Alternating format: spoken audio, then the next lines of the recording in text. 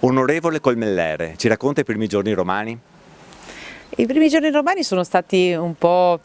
una novità, siamo arrivati, ci siamo accreditati, abbiamo cominciato a fare le prime riunioni di gruppo, i primi impegni, le prime votazioni che sono state non una ma ben tre nella prima giornata del venerdì e con la quarta il sabato abbiamo appunto chiuso la partita e quindi siamo riusciti a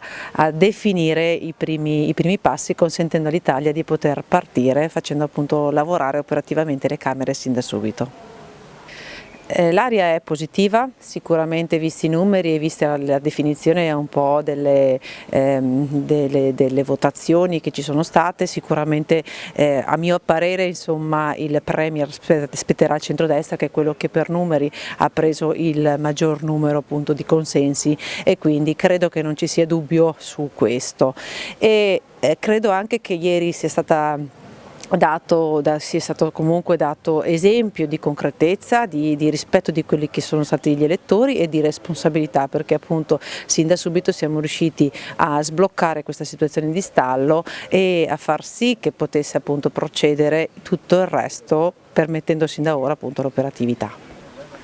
La sua vita da sindaco a parlamentare, da Miane a Roma, com'è cambiata? Deve ancora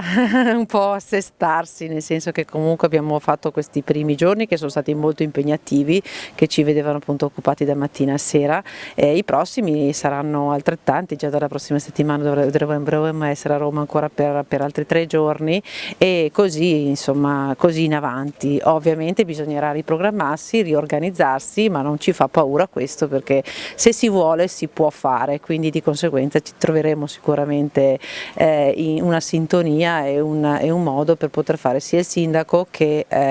appunto il deputato su Roma, nonché conciliando anche gli impegni di famiglia, quindi faremo tutto il possibile per riuscirci al meglio. Sicuramente un po' fa effetto vedere tutte le persone che notoriamente appunto si sentivano nelle televisioni locali oppure nelle televisioni nazionali e anche nelle televisioni appunto locali esprimersi, vederle di persona e dare quindi anche un'immagine visiva concreta e reale alle figure che spesso e volentieri sentivamo o vedevamo. Sicuramente questo mi ha fatto un po' effetto, piacevole, e soprattutto mi fa ricordare e pensare che siamo tutti uguali e quindi nessuno deve aver paura di nessuno.